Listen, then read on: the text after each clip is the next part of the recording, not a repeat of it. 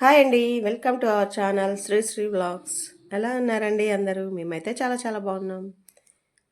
ఇక్కడ వచ్చేసి మేమైతే మా అమ్మ వాళ్ళ ఇంటికి భోజనానికి అయితే వచ్చాము. మా అమ్మ ఉప్లమ్మని పెట్టుకుంది. ఉప్లమ్మ అంటే అమ్మవారు అనమాట. ఎందుకంటే నెక్స్ట్ డే మా అమ్మ అయితే వరి కోయిస్తుంది. మా అమ్మ వాళ్ళు ఏ పని స్టార్ట్ చేసినా ముందైతే ఉప్లమ్మ తల్లికి అయితే పెట్టుకుంటారండి. పెట్టుకొని కోడినైతే కోస్తారు.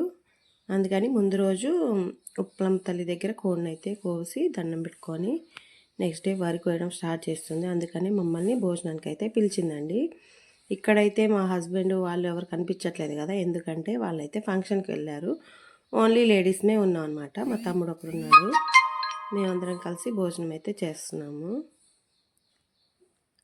మా ఈరోజు లంచ్లో స్పెషల్స్ ఏంటంటే చికెన్ అండ్ ఫిష్.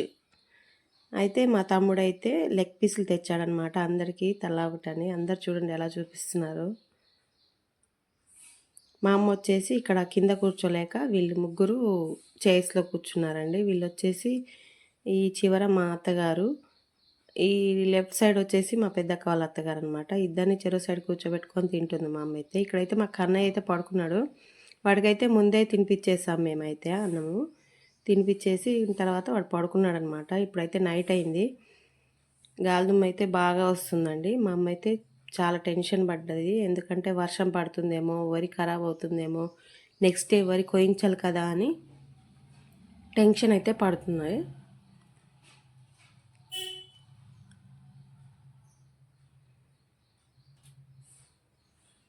కానీ బై లక్ నెక్స్ట్ డే అయితే ఎండ అయితే బాగా వచ్చిందండి. వర్షం కూడా నైటు తక్కువ పడింది. నెక్స్ట్ డే ఎండ రావడం వల్ల మిషన్ అయితే వచ్చేసింది. ఇప్పుడు చూడండి వరి అయితే కట్ చేస్తుంది. మిషన్ మీకు చూపిస్తాను. ఈ వీడియో వచ్చేసి మా ఇంటి దగ్గర నుంచి తీసానండి. మా టెర్రస్ ఎక్కితే మా అమ్మ వాళ్ళ పొలం కనిపిస్తుంది.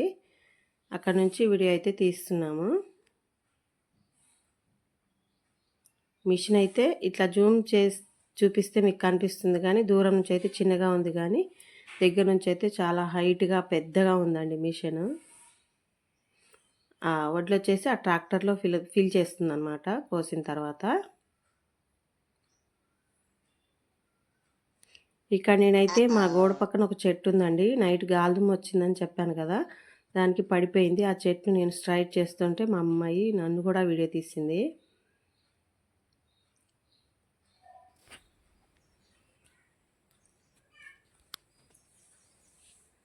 ఒక 4 or 5 డేస్ నుంచి కొంచెం నైట్ వర్షం పడుతుంది కదండి. అంతా గ్రీనరీగా భలే బాగుంది కదా. మా ఇంటి పక్కన అయితే వెజిటేబుల్స్ తోట అది వేశారండి. మొత్తం బీరకాయలు, టమాటాలు, అన్ని కూరగాయలు ఉన్నాయన్నమాట. పక్కనే చూసారా, ఇటు పక్క మీకు కనిపిస్తూ ఉంటుంది బహుశా.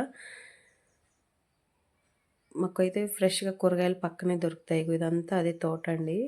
బెండ చెట్లు, టమాటా చెట్లు కనిపిస్తున్నాయి అనుకుంటున్నాను. కానీ ఒక 4 డేస్ నుంచి వర్షం పడుతుంటే మా అమ్మ అయితే చాలా టెన్షన్ పడ్డదండి.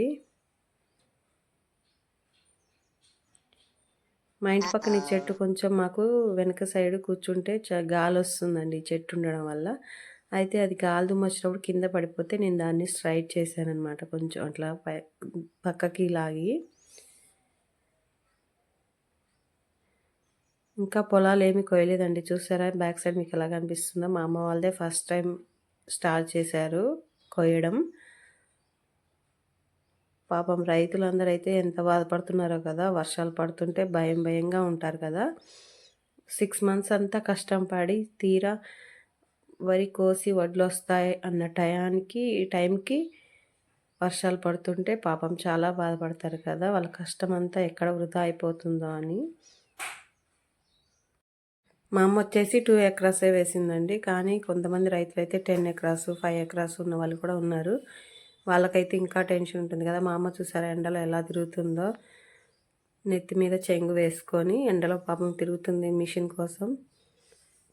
అంత కష్టపడతారు కదా రైతులు అనేది. అందుకే ఫుడ్ అయితే వేస్ట్ చేయకూడదండి. వాళ్ళు ఎంత కష్టపడితే అవి వడ్లు అనేవి వస్తాయో నాకైతే డైరెక్ట్గా తెలుసా అండి. అసలు అందుకే నేనైతే ఫుడ్ అయితే అస్సలు వేస్ట్ చేయను. మిగిలినా సరే ఇక్కడ కుక్కలు, ఆవులు ఉంటాయి, వాటికైతే పెట్టేస్తూ ఉంటాను. ఇలా ఆడుకోవడానికి ఎవరైనా వచ్చినా ఇచ్చేస్తూ ఉంటానండి. ఫుడ్ అయితే అస్సలు వేస్ట్ చేయకండి ఎవరైనా.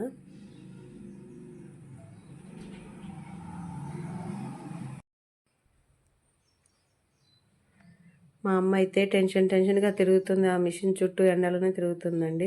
వీడియో నచ్చితే లైక్ చేయండి, షేర్ చేయండి, సబ్స్క్రైబ్ చేసుకోండి.